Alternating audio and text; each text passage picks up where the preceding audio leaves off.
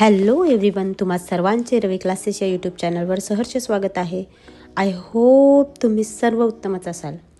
आज आपण इयत्ता 10वीमधील इतिहास या विषयातील उपयोजित इतिहास ह्या प्रकरणातील काही इम्पॉर्टंट पॉईंट बघणार आहोत. तर उपयोजित इतिहास म्हणजे तरी काय? की इतिहासाच्या ज्ञानाचा उपयोग वर्तमान आणि भविष्य काळात लोकांच्या हितासाठी करणे म्हणजेच उपयोजित इतिहास होय. यालाच जनांसाठी इतिहास असेही म्हटले जाते. या उपयोजित इतिहासाचा वर्तमान काळाशी सहसंबंध आहे. इतिहासातील घटनांचा आणि त्यातून निर्माण झालेल्या परिस्थितीचा वर्तमान काळावर प्रभाव असतो. भूतकाळातील अनुभवांवरून आपण वर्तमान काळातील आव्हानांवर उपाय शोधू शकतो. उपयोजित इतिहास म्हणजेच सांस्कृतिक आणि नैसर्गिक वारसाच. सांस्कृतिक वारसा म्हणजे हा मानवनिर्मितच असतो, ज्याचे मूर्त म्हणजेच किल्ले, लेण्या आणि अमूर्त म्हणजेच परंपरा, मौखिक ज्ञान असे दोन प्रकार पडतात. नैसर्गिक वारसा म्हणजे निसर्गातील जैवविविधता, प्राणी, वनस्पती आणि परिसंस्था यांचा त्यात समावेश होतो. उपयोजित इतिहासाचे वारसा जतन आणि संवर्धन करणे इम्पॉर्टंट आहे. कारण ऐतिहासिक वस्तू आणि परंपरांचे जतन करणे हे केवळ सरकारचीच नव्हे तर समाजाचीही जबाबदारी आहे. यासाठी युनेस्को जागतिक वारसा स्थळांची यादी जाहीर करते.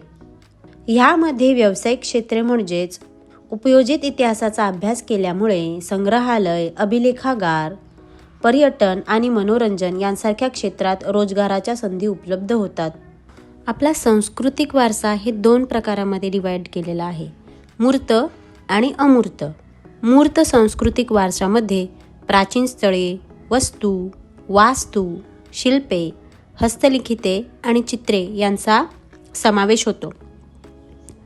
व अमूर्त सांस्कृतिक वारशामध्ये मौखिक परंपरा व भाषा, पारंपरिक ज्ञान, धार्मिक विधी व सण समारंभ साजरे करण्याच्या सामाजिक पद्धती, कला सादरीकरणाच्या पद्धती, विशिष्ट पारंपरिक कौशल्य, परंपरा, पद्धती, कौशल्ये इत्यादींचे प्रतिनिधित्व करणारे समूह किंवा गट. आपण आता भारतातील प्रमुख नैसर्गिक जागतिक वारसा मिळालेली स्थळे बघणार आहोत. पहिला आहे काझीरंगा राष्ट्रीय उद्यान. हे आसाममध्ये आहे. हे एकशिंगी गेंड्यासाठी प्रसिद्ध आहे. दुसरं आहे मानस वन्यजीव अभयारण्य. हे सुद्धा आसाममध्ये आहे. हे उद्यान विविध दुर्मिळ आणि लुप्तप्राय प्रजातींचे जसे की वाघ आणि आसामी छत कासव यांचे घर आहे. तिसरं आहे केवलादेव राष्ट्रीय उद्यान. हे राजस्थानमध्ये आहे. हे भरतपूर पक्षी अभयारण्य म्हणूनही ओळखले जाते, जे हजारो स्थलांतरित पक्ष्यांचे आश्रयस्थान आहे. चौथा आहे सुंदरबन राष्ट्रीय उद्यान.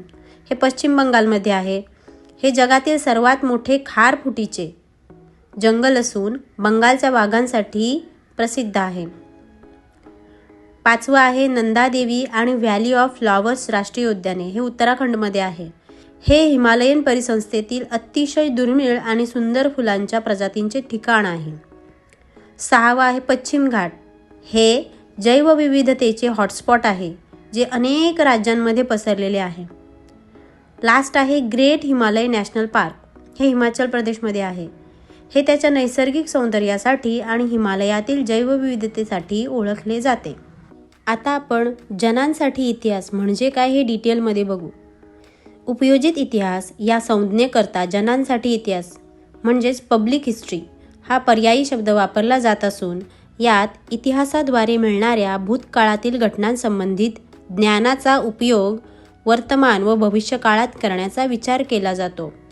वर्तमान काळातील सामाजिक आव्हानांवर उपाययोजना, सामाजिक उपयुक्ततेचे निर्णय यांकरता भूतकाळातील घटनांचे विश्लेषण करण्यासाठी इतिहासाचे ज्ञान आवश्यक असते. उपयोजित इतिहासाच्या क्षेत्रामध्ये केवळ तज्ज्ञांचाच नव्हे तर सर्वसामान्यांचाही सहभाग पर्यटन आणि ऐतिहासिक स्थळांचे जतन व संवर्धन या प्रकल्पांच्या माध्यमातून करून घेता येऊ शकतो.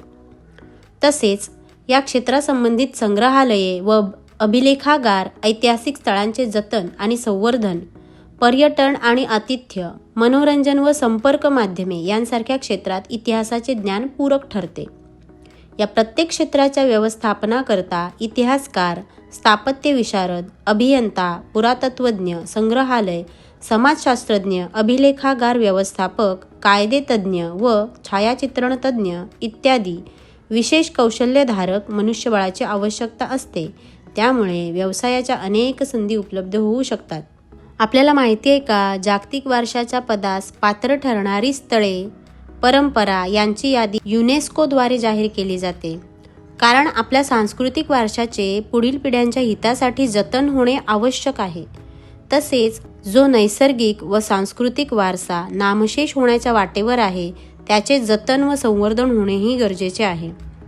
उदाहरणार्थ ऐतिहासिक वास्तू, वन्यजीव, वनस्पती इत्यादी. या उद्देशाने युनेस्को या जागतिक संघटनेने काही दिशादर्शक तत्त्वे जाहीर केलेली आहेत आणि या तत्त्वांच्या अनुषंगाने जागतिक वारशाच्या दृष्टीने पात्र ठरणारी जगातील विविध स्थळे व परंपरा यांची यादी युनेस्कोद्वारे जाहीर केली जाते. अनेक विषयांच्या संशोधनामध्ये इतिहासाची संशोधन पद्धती उपयुक्त ठरते. इतिहास हा विषय भूतकाळात घडून गेलेल्या घटनांसंबंधी असतो आणि या घटना सामाजिक, धार्मिक, संघटन, राजकारण, तत्त्वज्ञान व विज्ञान यांसारख्या वेगवेगळ्या क्षेत्रात घडलेल्या असतात. यातील प्रत्येक क्षेत्राचा स्वतंत्र इतिहास असून त्या क्षेत्रातील वाटचालीची दिशा या संबंधित इतिहासाच्या माहितीच्या साठ्यावर अवलंबून असते. उदाहरणार्थ वैज्ञानिक शोध, सिद्धांत यांचा कालक्रम आणि त्या शोधांमागील कारण परंपरा जाणून घेण्यासाठी विज्ञानाचा इतिहास अभ्यासावा लागतो. म्हणून या माहितीच्या अनुषंगाने विविध विषयांचे संशोधन करत असता इतिहासाचे संशोधन पद्धती उपयुक्त ठरते. तंत्रज्ञानाचा सुद्धा इतिहास अभ्यासावा लागतो. कारण मानवाच्या उत्क्रांतीच्या वाटचालीमध्ये दगडांची हत्यारे बनवण्यापासून ते कृषी उत्पादनाच्या विकासापर्यंत त्याला समजलेले विज्ञान व त्यावर आधारित तंत्रज्ञान फार महत्त्वाचे होते. पुढील काळात विज्ञानाच्या प्रगतीमुळे उत्पादन प्रक्रियांचे यांत्रिकीकरण होत गेले. कृषी उत्पादन, वस्तूंचे उत्पादन, अभियांत्रिकी इत्यादी गोष्टींमध्ये फार बदल होत गेले. तंत्रज्ञानातील हे बदल, त्यामागील कारण परंपरेची साखळी व विज्ञान तंत्रज्ञानाचे परस्परावलंबित्व समजून घेण्याकरता तंत्रज्ञानाचा इतिहास अभ्यासावाच लागतो. उपयोजित इतिहासाचा वर्तमान काळाशी संबंध असतो. कारण उपयोजित इतिहास म्हणजे जनांसाठीचा इतिहास. यामध्ये इतिहासाबाबतच्या गैरसमजांवर मात करत करत त्याची नाळ लोकांच्या वर्तमानातील जीवनाशी जोडली जाते. भूतकाळातील घटनांचा वर्तमान व भविष्यामध्ये सर्वसामान्य लोकांना उपयोग कसा होईल याचा विचार उपयोजित इतिहास या विषयात केला जातो.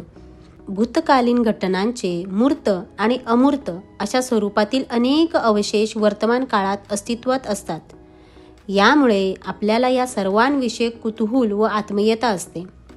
याशिवाय इतिहासाचे ज्ञान सर्व गोष्टींच्या उगमाकडे नेणारे असल्याने पुढील पिढ्यांकरता या सांस्कृतिक वारशाचे जतन आणि संवर्धन करण्यासाठी उपयोजित इतिहासाचा आधार घ्यावा लागतो.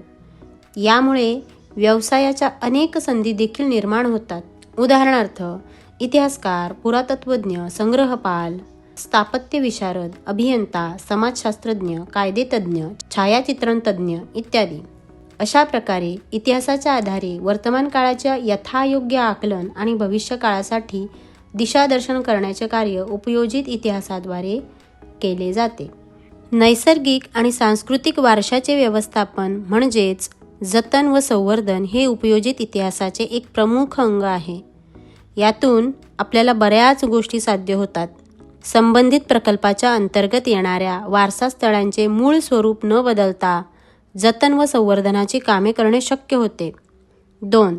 त्या विशिष्ट ठिकाणाच्या स्थानिक समाजाची घडण आणि मानसिकता यांच्यापुढे असणारी वर्तमान काळातील विविध आव्हाने तसेच स्थानिक लोकांच्या अपेक्षा यांचा आढावा घेता येतो. 3. सांस्कृतिक वारसा स्थळांचे जतन व संवर्धन करत असताना तेथील स्थानिक लोकांच्या भावना दुखावल्या जाऊ नयेत याकरता उपाययोजनांचे नियोजन करता येते. आणि 4. प्रकल्पामध्ये स्थानिक लोकांनाही सामील करून त्यांच्या परंपरागत कौशल्यांना प्रोत्साहन देता येईल अशा उद्योग व्यवसायांना चालना मिळण्यासाठी पद्धतशीर नियोजन करणे शक्य होते. आता शेवटचं, इतिहासाच्या साधनांचे जतन व्हावे याच्यासाठी आपण काय बरं करू शकतो? तर ऐतिहासिक स्थळांना पर्यटक म्हणून भेट देता येईल. मात्र त्या भेटीमध्ये इतिहासाची जाणीव असणे व माहिती मिळवण्याचा उद्देश असणे या गोष्टीही तितक्याच महत्त्वाच्या आहेत. म्हणून त्या ठिकाणाचा, तेथील विशिष्ट वस्तूचा इतिहास जाणून घेणे महत्त्वाचे आहे. आपल्या पूर्वजांनी निर्माण केलेल्या या कलाकृती व परंपराविषयक प्रत्येकाला आत्मीयता असते. त्यामुळेच या आत्मीयतेनेच ऐतिहासिक वास्तू कोणत्याही प्रकारे खराब होऊ नये याची काळजी घेता येईल. यासाठी ज्या ऐतिहासिक वास्तू आपण पाहण्यासाठी जातो तेथील व्यवस्थापनाकडून दिलेल्या सूचनांचे पालन करणे आवश्यक ठरेल. इतिहासाच्या साधनांकडे पाहण्याचा दृष्टिकोन पूर्वग्रह दूषित नसावा, म्हणजेच प्रत्येक गोष्टीचा इतिहास जतन करता येईल. काही मौखिक साधने जसे कथा, पोवाडे, ओवी यांचा संग्रह करायचे.